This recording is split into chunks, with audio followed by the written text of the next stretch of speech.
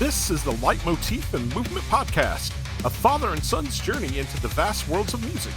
I am your host, Mike Ficklin, and joining me on this epic musical journey is my son, Michael Ficklin. This show is dedicated to the discussion of music and introducing Michael to music from the past and present.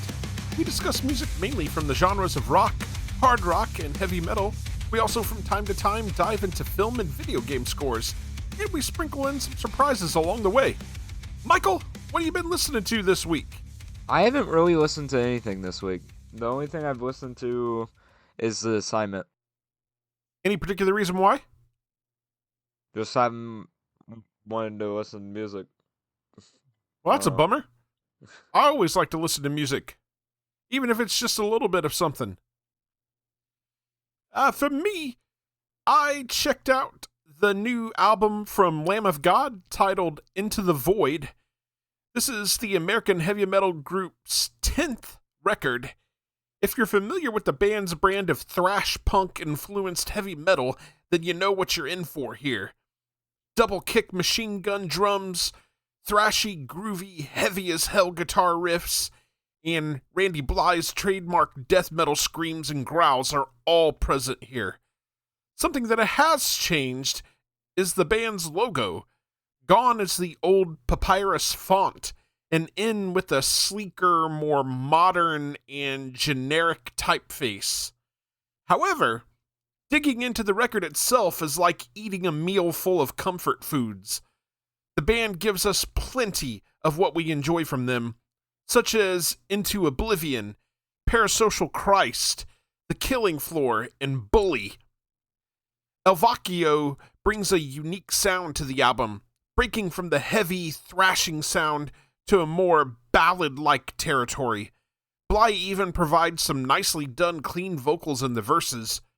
It does feel like the band made an effort to try and recapture the magic from their early releases, and I feel that for the most part they do succeed. This gets a Pick of the Week nomination from me. Also checked out the new record from Poison the Well titled Peace in Place. The American post-hardcore metalcore band have returned with their 6th studio record, and the first one since 2009's The Tropic Rot. The band has lost none of its angst or anger. The band brings a mix of heavy-as-hell riffs and more melodic moments that remind me of the best early 2000s metalcore bands. Standout songs for me include Primal Bloom, which is very reminiscent of something 36 Crazy Fists might have done, Thoroughbreds, Weeping Tones, A Wake of Vultures, and the crushing closer Plague Them the Most. The album features a fun throwback to the greatness of CDs, in that there is a hidden track that plays out as a melancholic ballad. It's quite different from the band's usual sound. Peace in Place is a satisfying return for Poison the Well, and a reminder of what metalcore should be.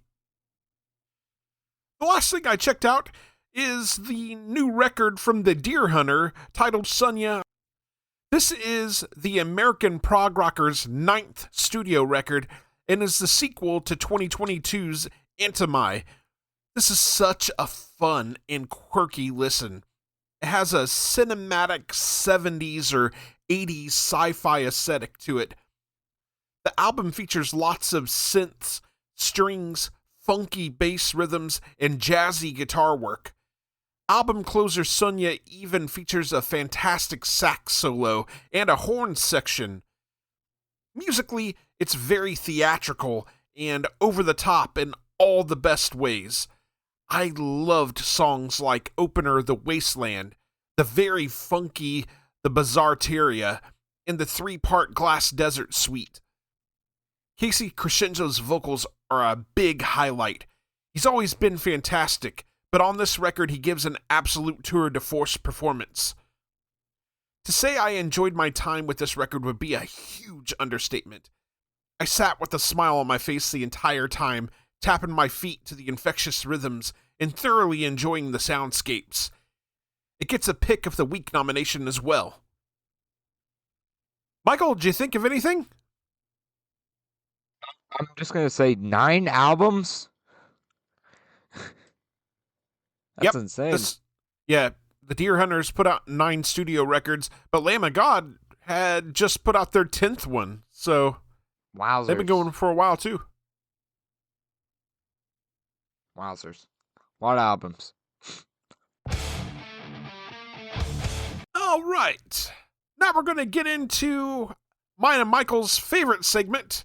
This is the Art of Discovery, wherein we take a listen to a few bands that are either unsigned or just not getting the love and attention we feel they deserve.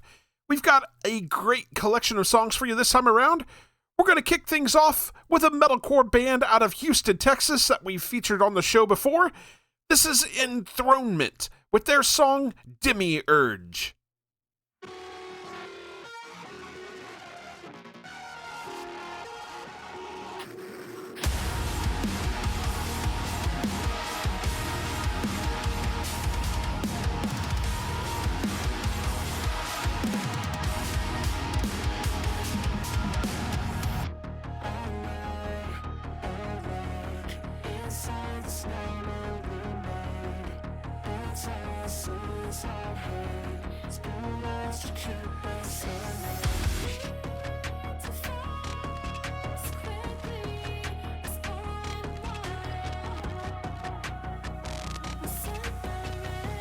Give yourself to the false God.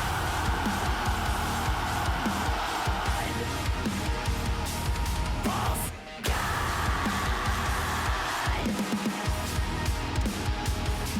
As I sleep and I wake, I fight through Armageddon.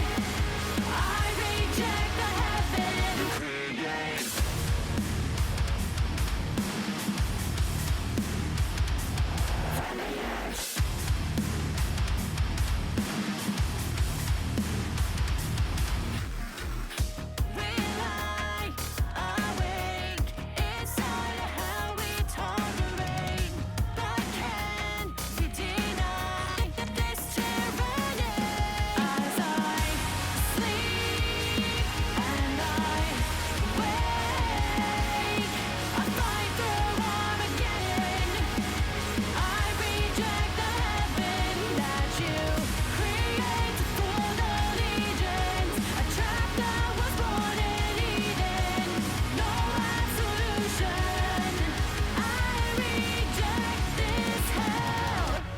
Give yourself to the force.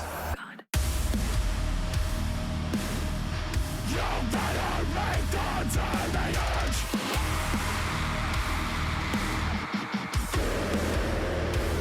I back down and rip from the skin. The taste of blood doesn't feel like sin. I overlook the mess, a silent orange. You took me for so long, and now there's nothing left. You venerate the enemy.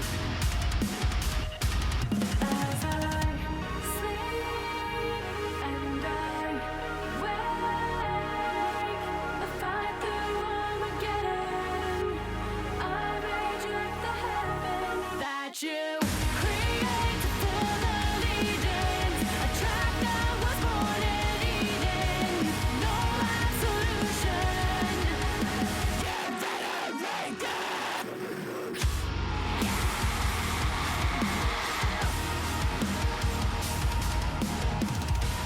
Give yourself to the false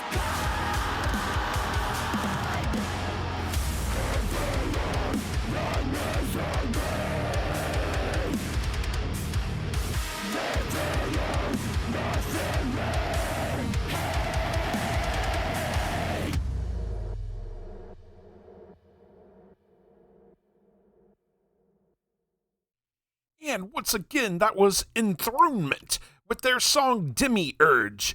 You can purchase their music from the iTunes store. Michael, that gives me huge Spirit Box vibes, man. That song kicks ass. I do get the Spirit Box vibe 100%. Yeah, dude, that song absolutely rocks. Outstanding. All right. For our next song, we've got a metalcore band out of Sydney, Australia. This is Elara with their song Elakai. You still got your boombox? Play something and turn it way up. Something danceable. Now here to get down from that ledge, running straight into no man's land, son. Listen to slow with the heavenly red. So damn me was hanging up by a thread. And when the song goes out, will your thoughts bring put to rest? What is out? For so red wish the dead. You can say that they blew what you knew when they couldn't last. Make a motherfucker boots.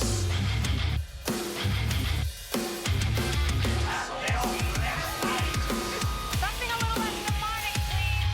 Brick by brick, I build my kingdom in the deep end. From a desert busy heavens above, in the south I feel the heat, in the north it's a love. Wow! Brick by brick, I build my kingdom in the deep end. Coming down to earth because these glass are enough. In the south I feel the heat, in the north it's a love. Down the sage is back, to the breath all around again. Heavy is the head that wears the ground, but the head that knows the end.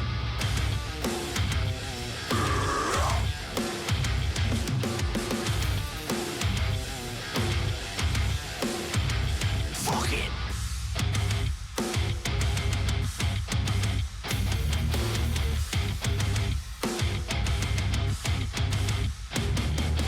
Did what you wanted and found you the problem. Solution is simple, you simply don't want it. I couldn't care less, it's just not that important. I built it and you adjust, you adjust. Brick by brick, I build my kingdom in the deep end. From the desert piece of heavens above, in the south I feel the heat, in the north it's a love. Brick by brick, I build my kingdom in the deep end. Coming down to earth because these clouds are enough. In the south I feel the heat, in the north it's a love.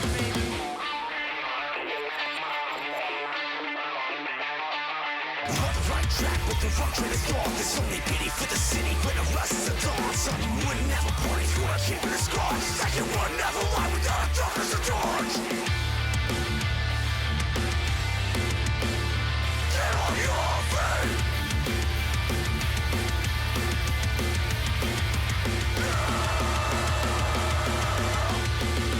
Brick by brick, I build my kingdom in the deep end. From the desert busy heavens above, in the south I feel the heat, in the north it's a love. Ow! Brick by brick, I build my kingdom in the deep end. Coming down to earth because these clouds are enough. In the south I feel the heat, in the north it's a love. You'll break down, taste of the sun.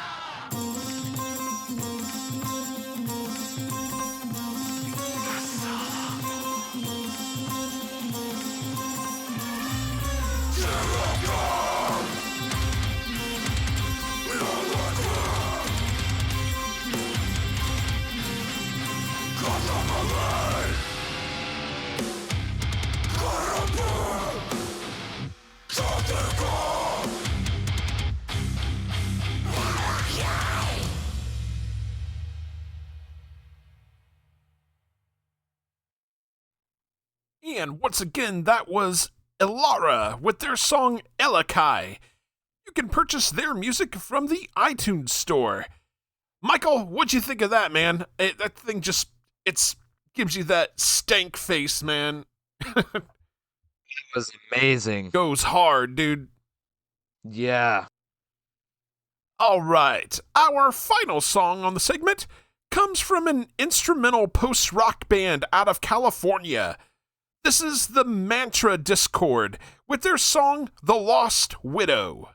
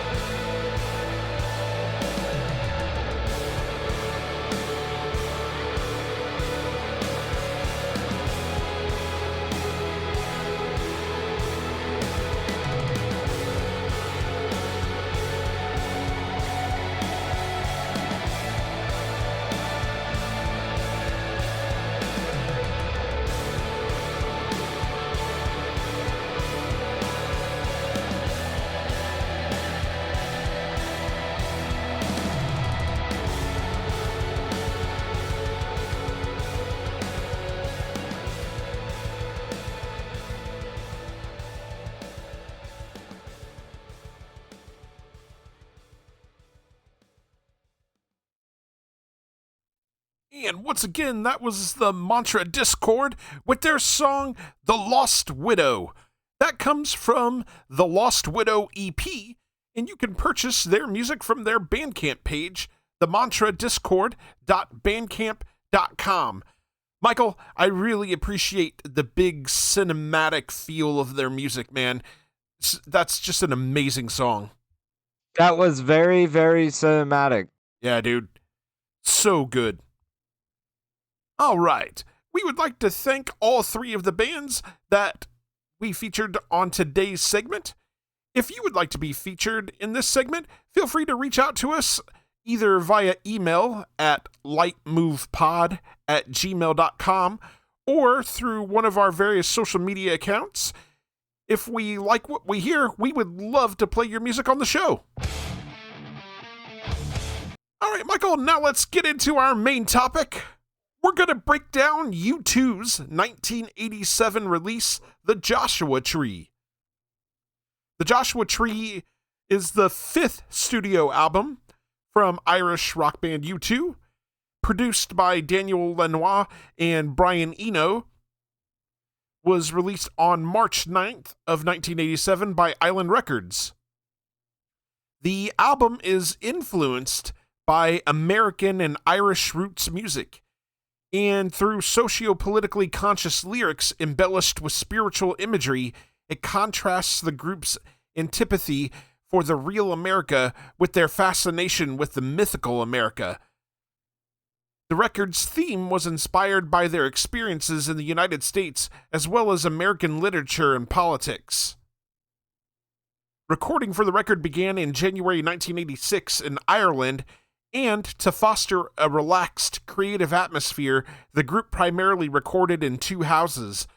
Several events during the sessions helped shape the conscious tone of the album, including the band's participation in the Conspiracy of Hope benefit concerts for Amnesty International, the death of their roadie Greg Carroll, and lead vocalist Bono's travels to Central America.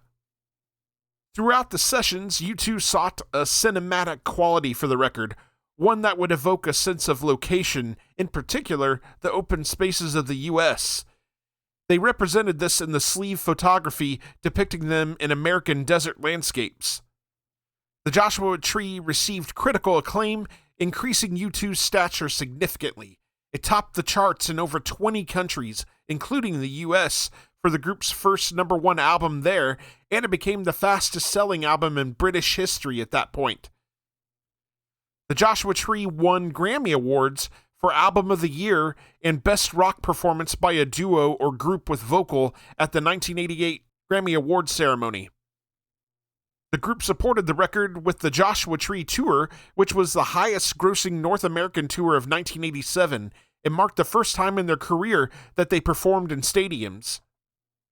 Frequently listed among the greatest albums of all time, The Joshua Tree is one of the world's best-selling albums, as well as U2's best-selling album, with over 25 million copies sold, including a diamond certification in the U.S.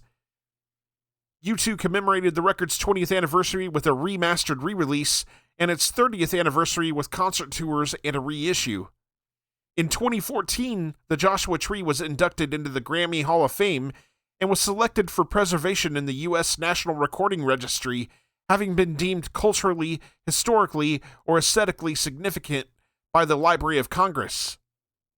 In voting for Rolling Stone's 1987 end-of-year's readers' polls, U2 won in the categories Best Album, Artist of the Year, Best Band, Best Single with or Without You, and Best Male Singer.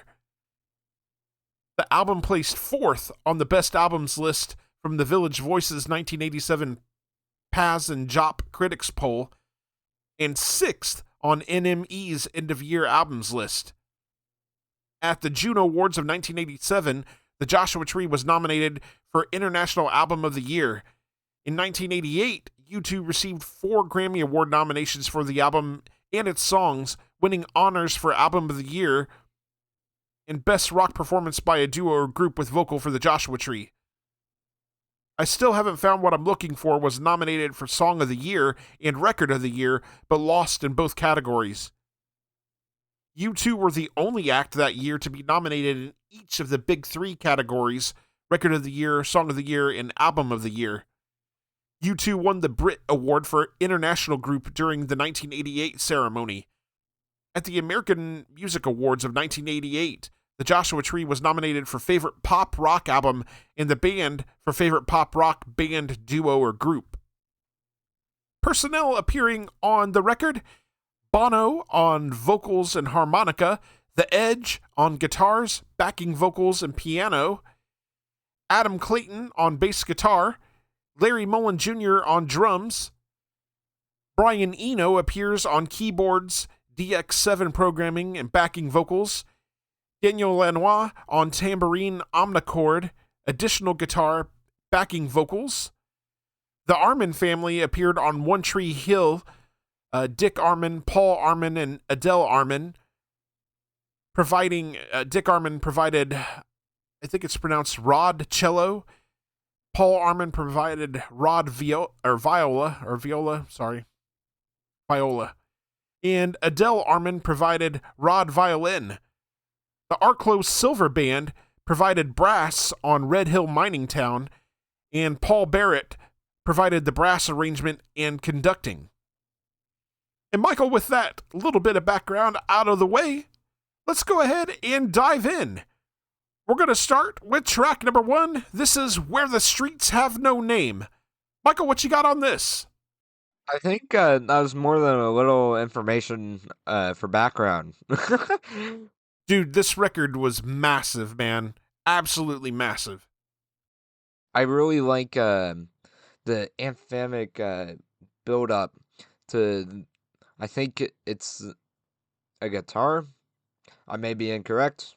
Don't quote me on that. Yeah, there's a bit of synthesizer and the guitar building up. Yeah. I really like the vocals. This is an amazing starting track. And this is at 270 million plays.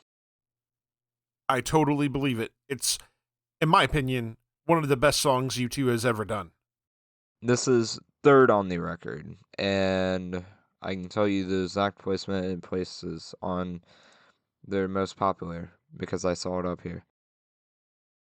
It looks like it ranks, I think, 8th, probably, on all of U2's stuff. That tracks. I think that tracks. That's fair. You have anything else? I'm gonna let you take it away. Okay. So, this is hands down my favorite song on the record. It's in my top 5 favorite U2 songs ever, competing for number 1. Brian Eno does an incredible job with building atmosphere and ambiance with his synth work. Edge's guitar work features minimal notes. It's an arpeggio played through a delay. It's a really beautiful sounding song with a beautiful sentiment. It also features a long intro. It's almost 2 minutes before we hear Bono's vocals. Bono's vocal melodies are outstanding. There's some fantastic hooks that are so easy to sing along to, especially during the chorus. I adore lyrics like, I want to run, I want to hide, I want to tear down the walls that hold me inside, I want to reach out and touch the flame where the streets have no name. Those words are so hopeful, emotional, and powerful. They pull you in. Larry Mullen Jr. deserves a lot of praise for his drums on this song as well. The beat is so simple, but underlying there are a couple of time shifts that the band has stated made this song very difficult to pull together in the studio. This song always makes me feel uplifted. It's one of those songs that has the power to move me to tears in the right mood or under the right circumstance. Bono explained in Propaganda 5 from 1987, Where the Streets Have No Name is more like the U2 of old than any of the other songs on the record because it's a sketch. I was just trying to sketch a location, maybe a spiritual location, maybe a romantic location. I was trying to sketch a feeling. I often feel very claustrophobic in a city, a feeling of wanting to break out of that city, and a feeling of wanting to go somewhere where the values of the city and the values of our society don't hold you down. An interesting story that someone told me once is that in Belfast, by what street someone lives on, you can tell not only their religion, but tell how much money they're making. Literally, by which side of the road they live on, because the further up the hill, the more expensive the houses become. That said something to me, and so I started writing about a place where the streets have no name. Fun piece of trivia, Michael. Producer Daniel Lanois actually called this the Science Project song. He famously had a massive chalkboard in the studio to map out the timing and chord changes because the band kept getting lost. That's funny. It is interesting when you've got a band of the caliber of U2, and even they struggle in the studio from time to time. Well, everybody has their struggles. Totally. And I do believe this, it does kind of seem off timing. It doesn't seem like it stays on one time signature on this song. Yep. Changes up a little bit, doesn't it? So it makes sense why they needed to do that. Michael, do you have anything else on Where the Streets Have No Name? I do not. Okay. So now we're going to move on to track number 2. This is I Still Haven't Found What I'm Looking For. Michael, what you got on this? Well, we get into the song a bit faster. Not 2 minutes. Yep. I really like the vocals, and I can't figure out what that instrument is like in the background. I can't figure that out. There's probably a little bit of synth work, and you're probably hearing Edge playing his guitar. He's playing this chiming arpeggio. It's very different. Yes. And I gotta give this album props for being like way different than most bands and all that. Yeah, it's very atmospheric, very cinematic. Much different than what we've covered on this show before, aside from maybe Dredge. I feel like Dredge is the closest that we can get. Yeah, I completely agree. In fact, I remember giving the Dredge album that we covered, El Cielo, to a friend of mine when I worked for one of the major telecom companies back in the day. And he listened to it and brought me a U2 album. And he's like, dude, this sounds very much like U2. He goes, I want you to check this out. And I believe he brought me U2's Achtung Baby to listen to. And yeah, I mean, there's definitely some similarities in the way that the band puts together their music, composes their music. They both are very unique. Indeed. Very artsy. Yes. Spotify, it's at 955 million plays. And it is second on U2's all time. I totally believe it. It was a huge hit. Absolutely massive. We're about to like see a great fall off soon. Michael, do you have anything else on this song? I do not. All right. Well, for me, this is one of the most well-known and iconic U2 songs of all time. There's a fantastic, soulful bass line from Adam Clayton on this song. The Edge plays a chiming arpeggio. The song is tied together through Mullen's unique drum pattern. Bono's vocals are so powerful on this one. His melodies are soaring and catchy. They have a very gospel-like, soulful feel to them. This is added to by the backing vocals provided by The Edge, Brian Eno, and Daniel Lanois. I defy you not to sing along to the refrain of the chorus. Rolling Stone named this song number 93 on its 2010 list of the 500 greatest songs of all time. If that tells you anything. Wowzers. Lyrically, Bono touches on themes of spiritual doubt. It makes for a very touching and relatable song. Michael, are you ready to move on? I am ready. All right. So we'll move into track number 3. This is With or Without You. Michael, what do you got on this?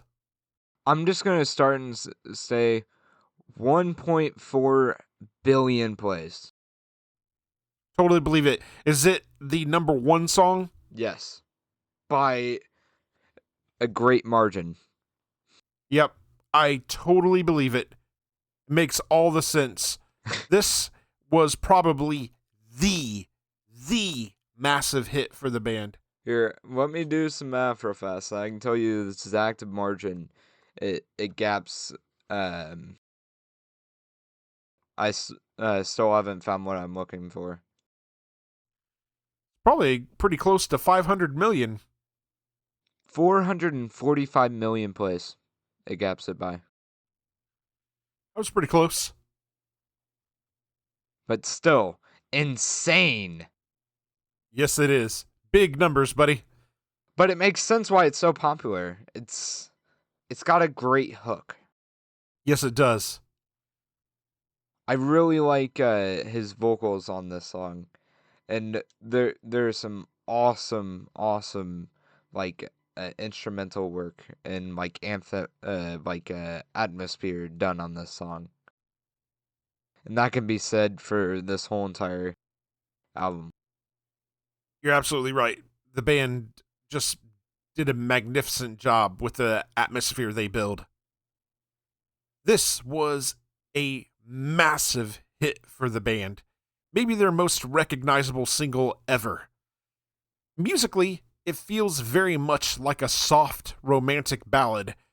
This is set up through the atmospherics in the synthesizers and the gentle, minimalistic guitar approach. Bono's performance on the song is absolutely epic. You can hear each word sung dripping with emotion. I love Bono's vocalizing around the final minute of the song. It feels heartfelt and genuine. Adam Clayton puts on a masterclass in restraint by playing the same 4 notes on the bass throughout the song. He doesn't deviate once. Gives the song that hypnotic foundation that allows Bono's vocals to really take off. Bono has stated that this song is about the 2 sides of himself. One side is the responsible, protective, and loyal side. The other is the vagrant and idler who wants to run from responsibility. Michael, do you have anything else on With or Without You? I do not. All right.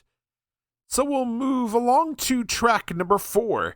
This is Bullet the Blue Sky. Michael, what do you got on this? This is very different.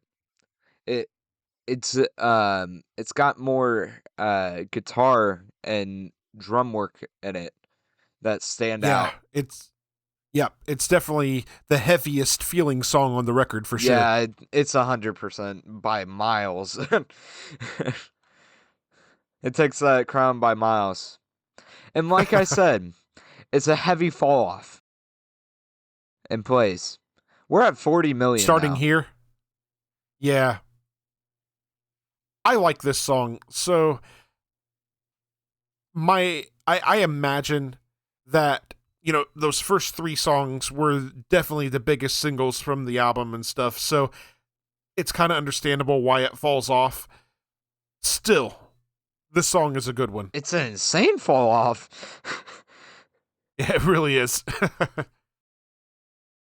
I mean, we'll get like almost to single digits millions towards. See, I'm gonna disagree. Yeah, we get the lowest we get is 13 million. I guess we'll find out what song that is when we get to it, but There's I'm actually sure I'm two probably going to songs at disagree. 13 million. Okay. But I really enjoy the vocals, and it's a nice switch up going from nice and nice atmosphere like to drums and guitars. Yep. This song definitely has a darker edge to it, doesn't it? Yeah. There's a killer bass line on this song that drives the song forward.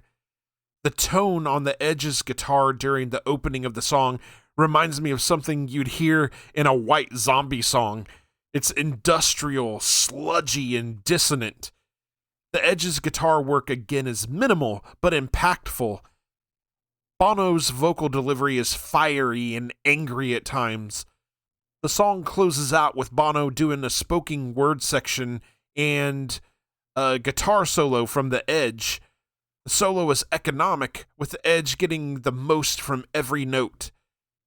During the spoken word section, Bono is imitating a preacher he had seen on American television, adding an element of American Gothic to the song. Bono has stated that this song is expressing his anger over what he witnessed on a trip to Nicaragua and El Salvador.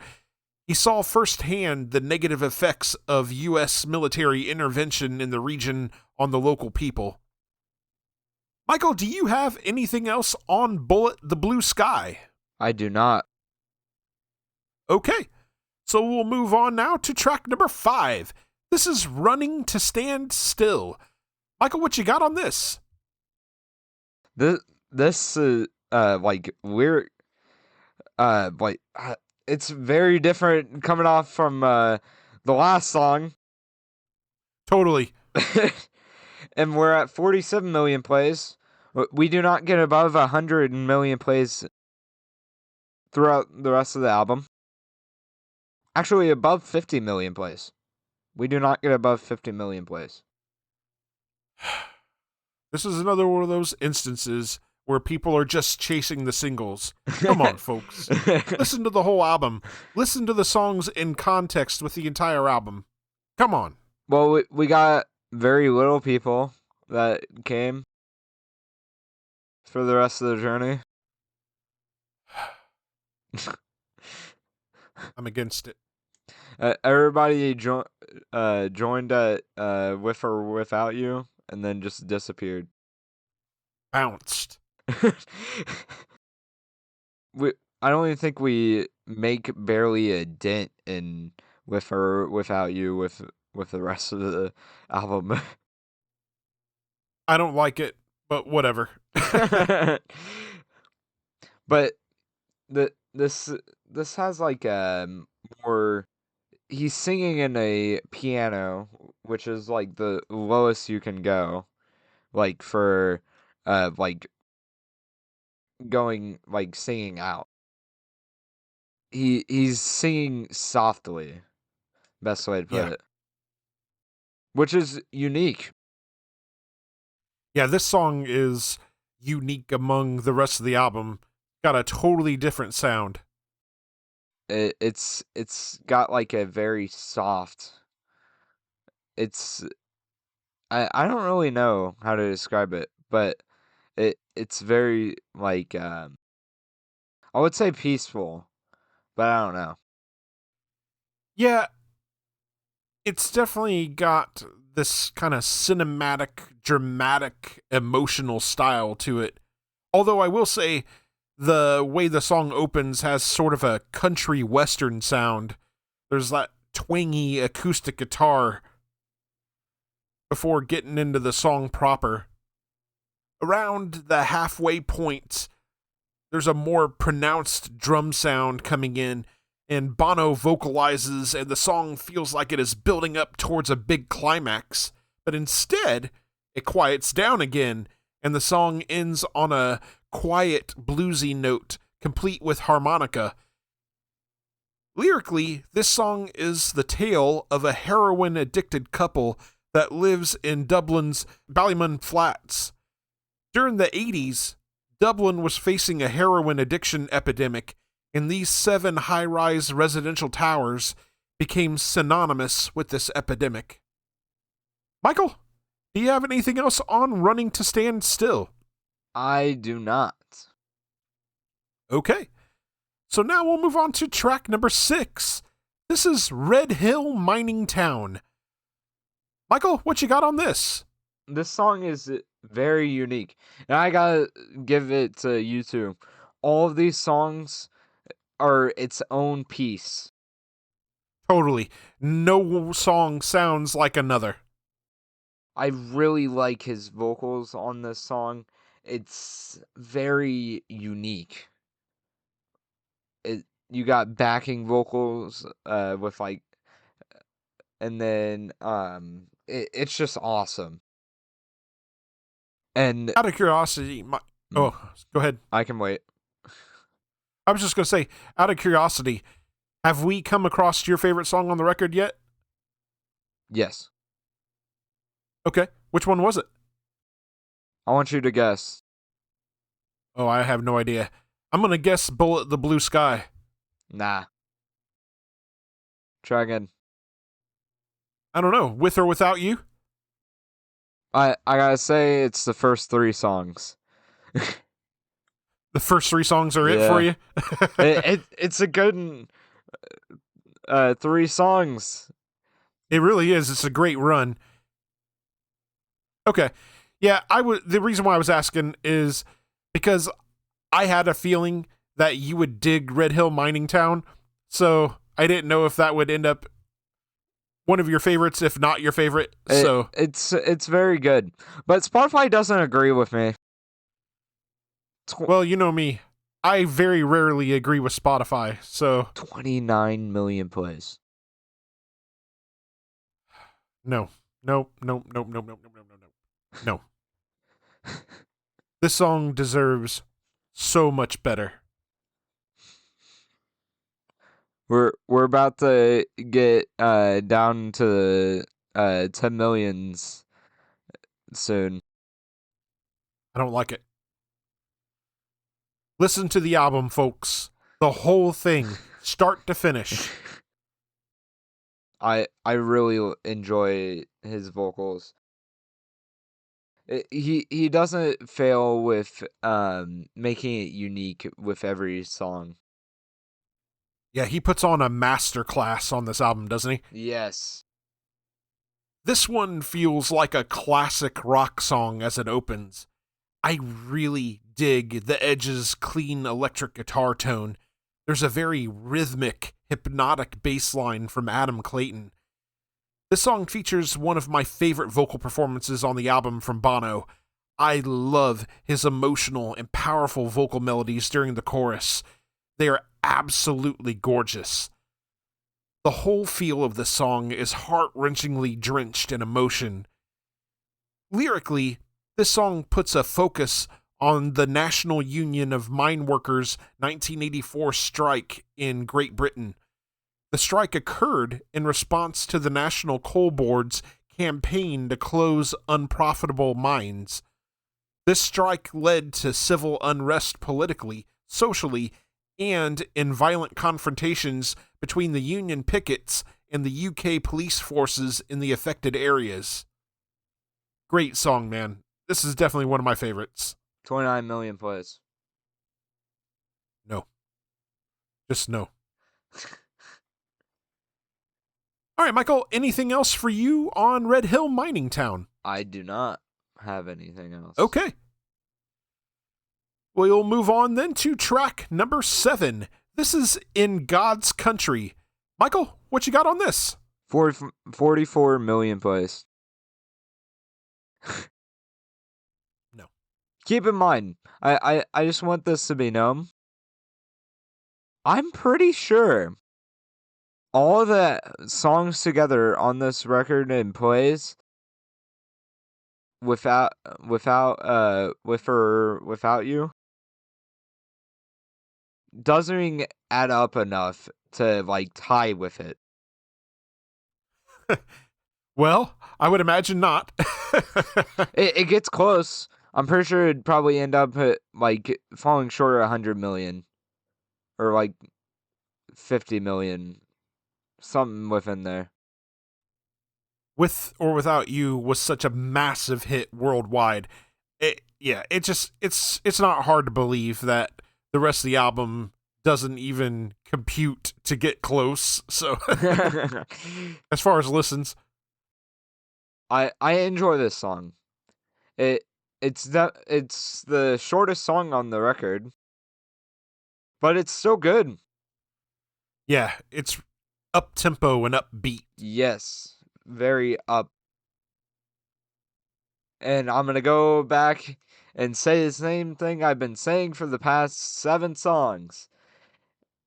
It's always different. It's not the same thing. Yeah, that's huge credit to the band, right? For not just writing the same pop hooks over and over and over again, making a conscious effort to make each song its own thing, right? Mm-hmm.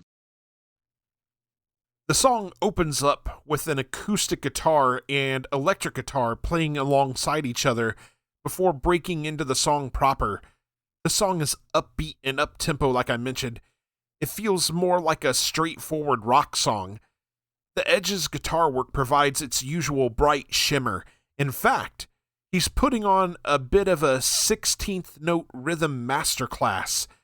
It's meant to mimic the feeling of a fast-moving train or car traveling across the American plains, providing a sense of momentum. There's some synth work underneath that provides some ambiance. It's not a bad song, but it's also not my favorite song on the record. There are certainly more interesting songs to be found.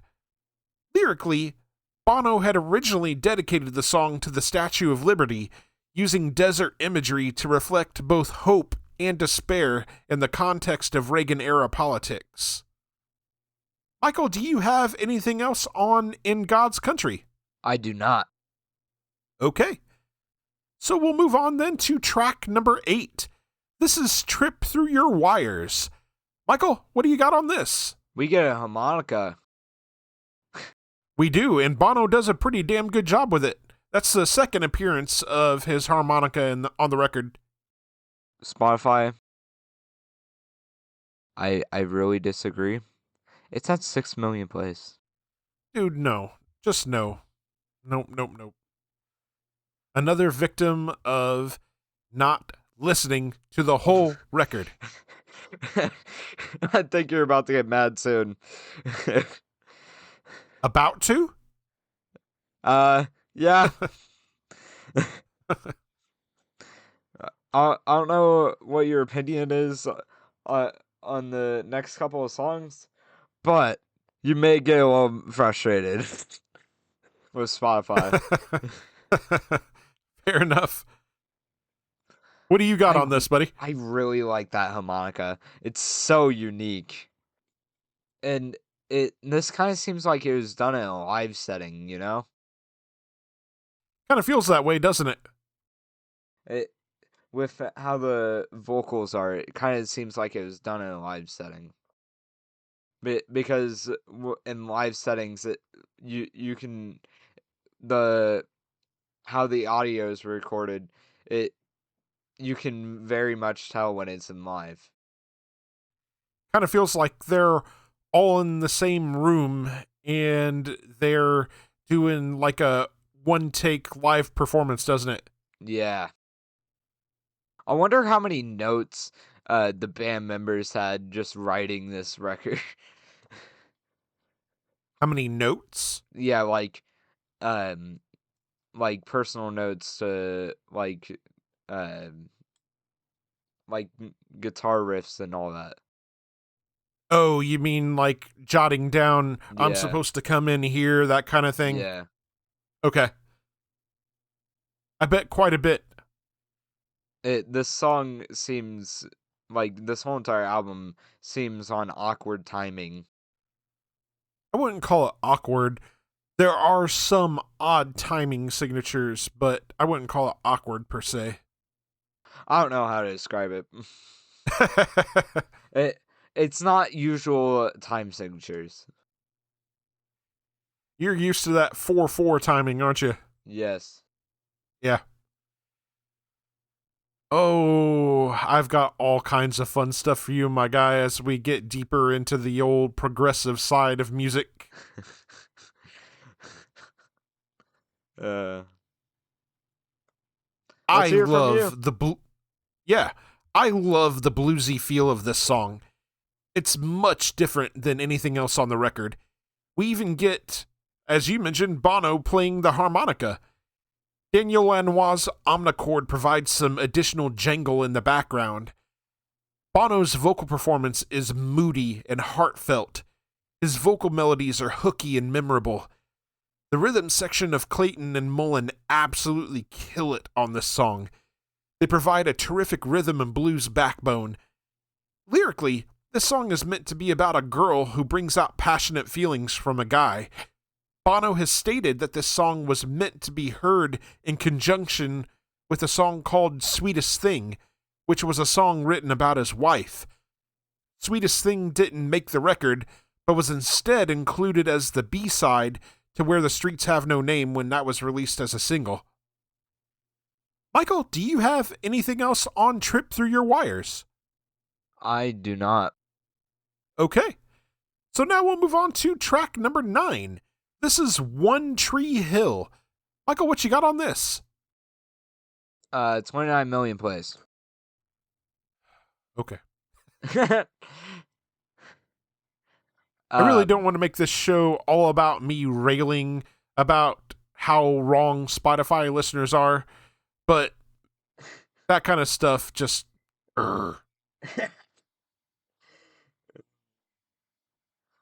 Nah, I think you're happy with the plays, you know?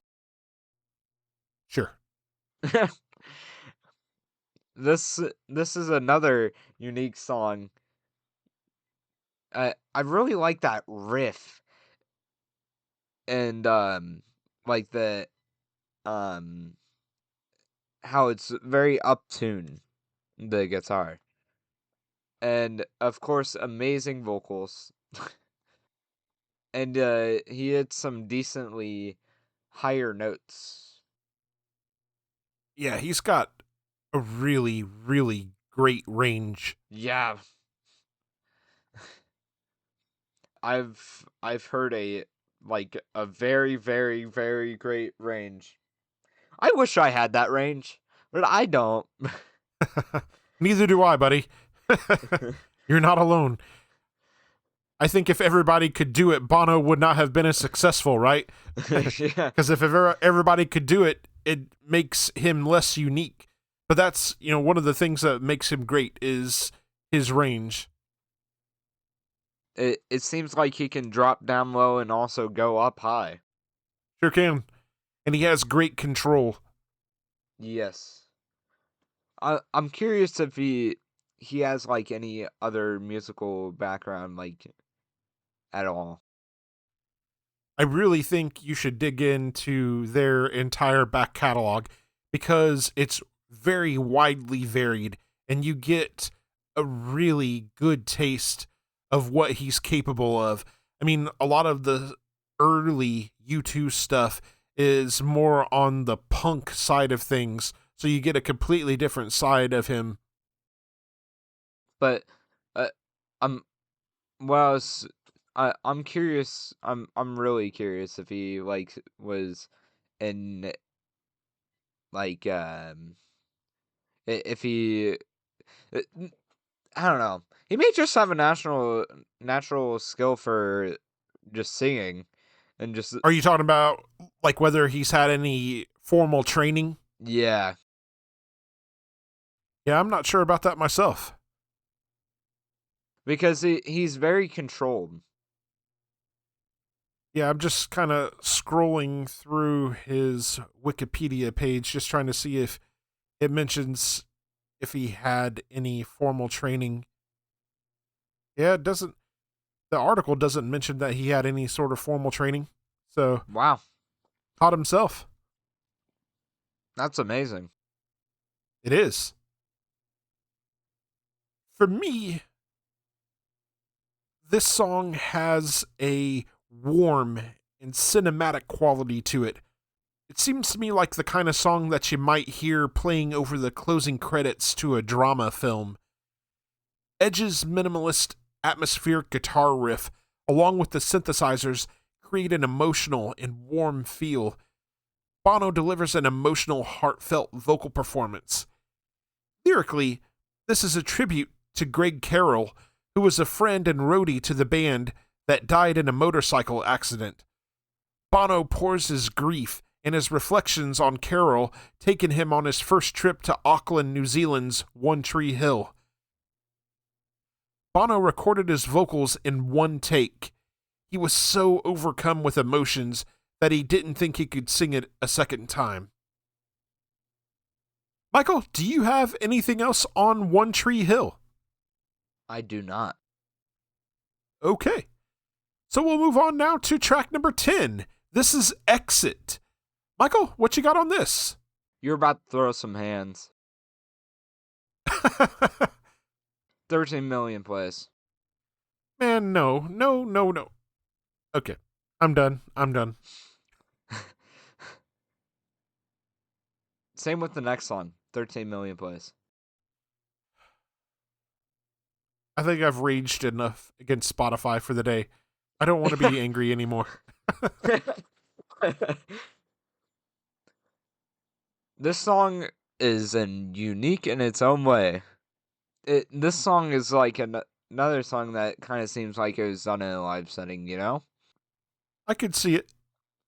But like his vocals and that guitar and drum work is amazing. The way the song opens is really emotional and beautiful. Very church choir-like. Bono's vocals are fantastic.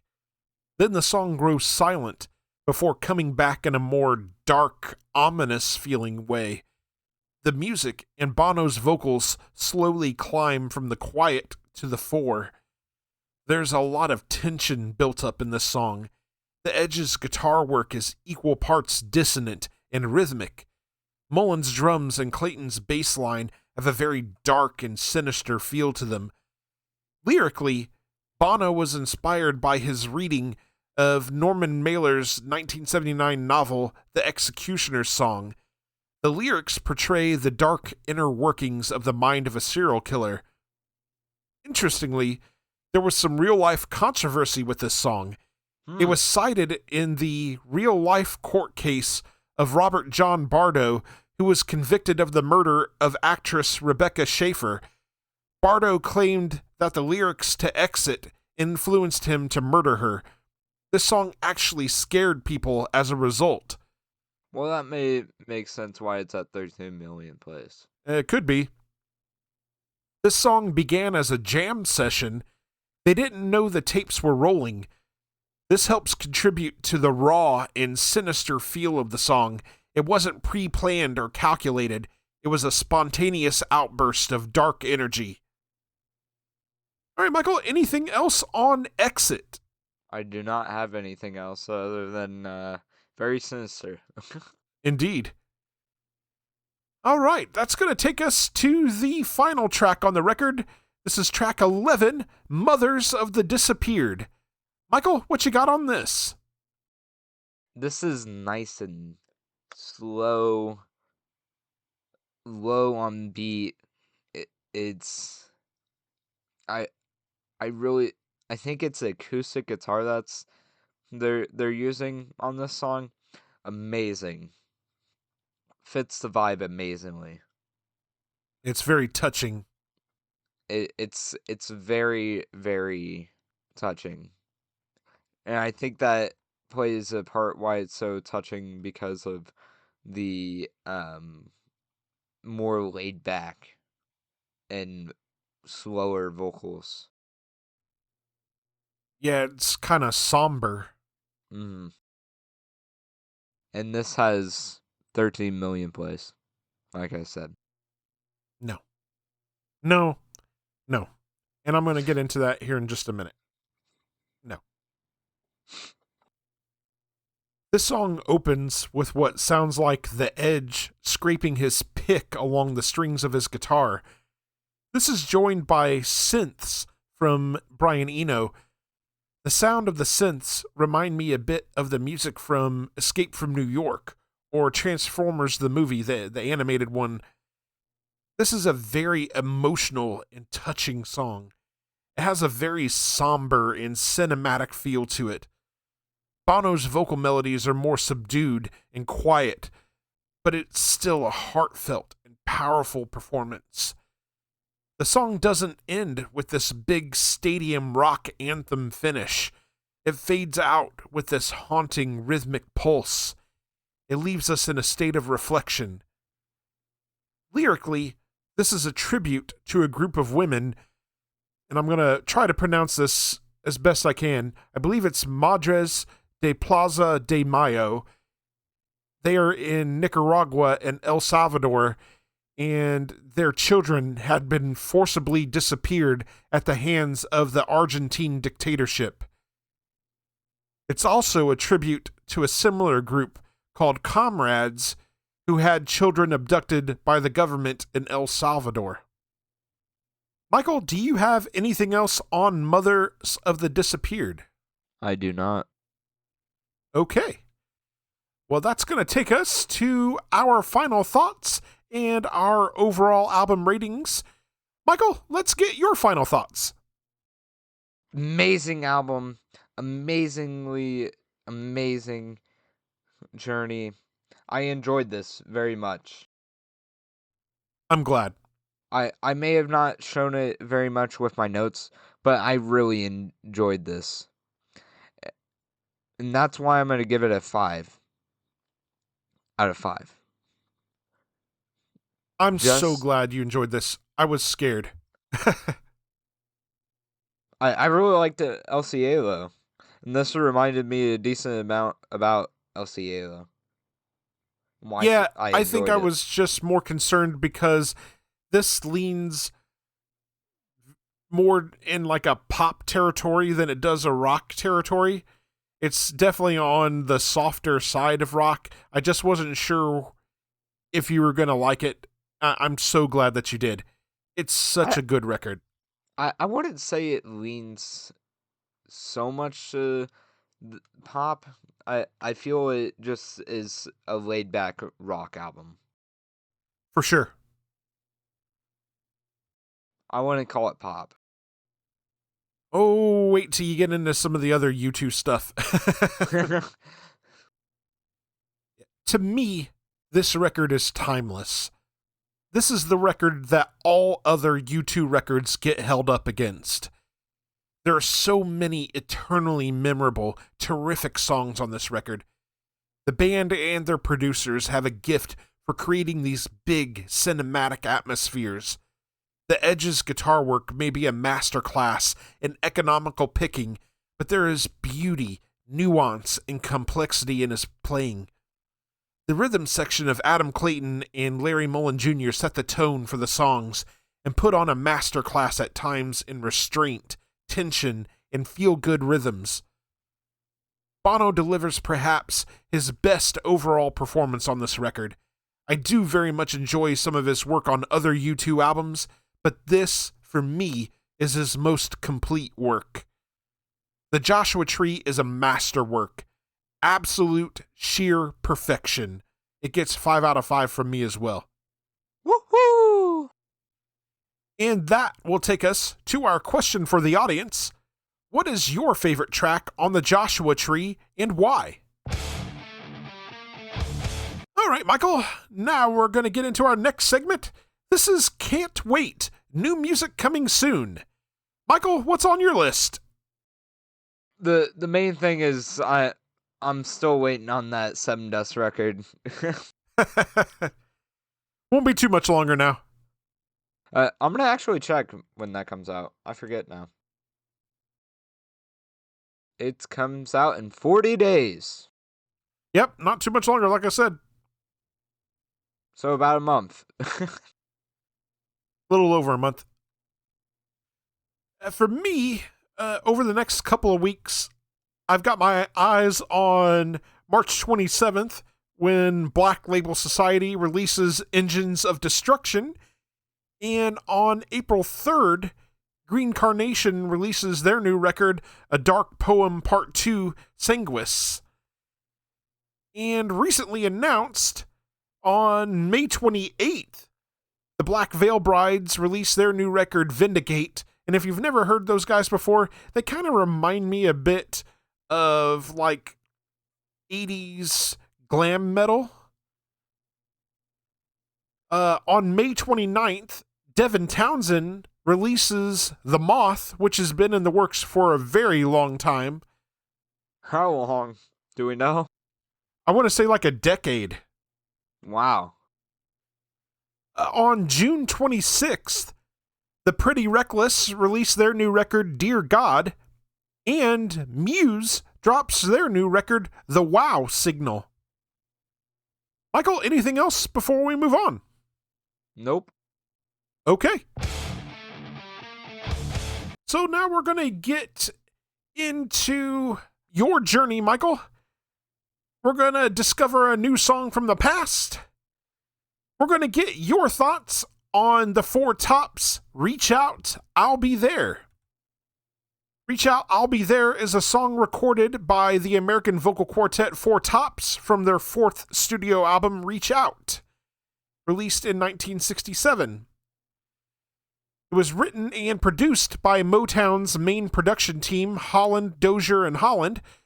The song is one of the most widely known Motown hits of the 1960s and is today considered the Four Tops' signature song.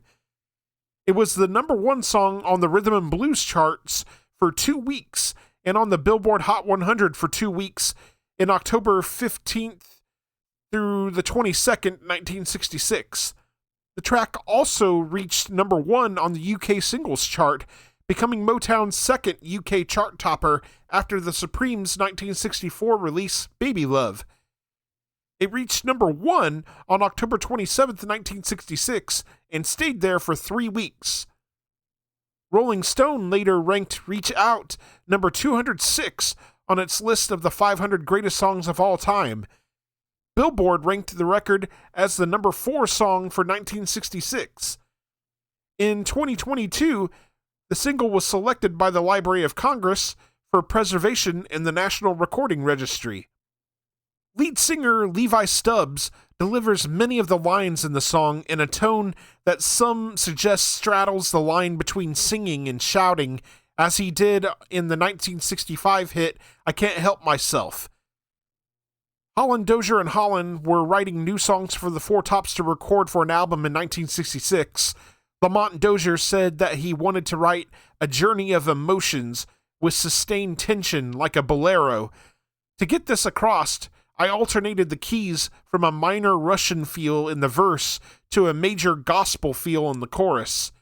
He developed the lyrics with Eddie Holland, aiming for them to sound as though they were being thrown down vocally. Dozier said that they were strongly influenced by Bob Dylan at the time, commenting, "We wanted Levi to sing the lyrics as a shout-out to Dylan." For the recording, the writers and producers intentionally put Levi Stubbs at the top of his vocal range, according to Abdul Fakir of the Four Tops, to, quote, make sure he'd have that cry and hunger and wailing in his voice, end quote. And Michael, with that little bit of background out of the way, let's get your thoughts on this song. Amazing song. I love the vocals. Just an amazing song. It's got a great feel and vibe to it, doesn't it? Yes. And something that caught me off guard. On Spotify, this only has 187 million plays. Aw, man, no. No. This is a classic. No. This should have way more listens than that. It caught me off guard. But also, you gotta keep in mind, Spotify hasn't been around forever. No, that's true. And I think maybe some of the younger generations aren't really familiar with a lot of this music. But, man, This stuff is so good. I've heard It deserves better. A decent amount. I think it's the fact that they just don't know the song name or like the people that made it. Could be. Had you ever heard the song before? Yes. Or at least the refrain? Yes, I've heard it. Yeah. So yeah, this is another one of those iconic songs. As soon as I hear the opening piccolo, flutes, and bass line, I know what this song is. I love the drums and the jangling sounds of the tambourine on this song. They create an infectious groove. The bass line from James Jamerson of the Funk Brothers is also fantastic and one of the legendary bass lines in Motown history. Lead singer Levi Stubbs delivers the lyrics with so much heart and soul. The vocal melodies on the chorus are so hooky and memorable. The backing vocals are not just providing harmony, they're a response as part of a call and response technique that originated in gospel churches and moved into soul music. I can't not listen to this song and sing along. Such a good tune. Michael, let's get your rating out of 5 on this. Amazing classic. It's gonna get a 5 out of 5. It's amazing. Great tune.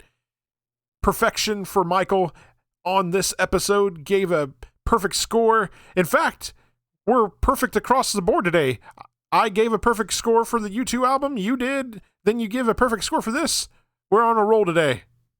Okay, Michael, up next on your journey, we're going to cover Soft Cell's Tainted Love. And then for our main topic on the next episode, we're going to be discussing Nine Inch Nails' 1989 release, Pretty Hate Machine. And with that said, we want to hear from you. We will read your emails and messages on the show. We have only one request. Keep them clean. There are several ways to contact us. You can email us at lightmovepod@gmail.com.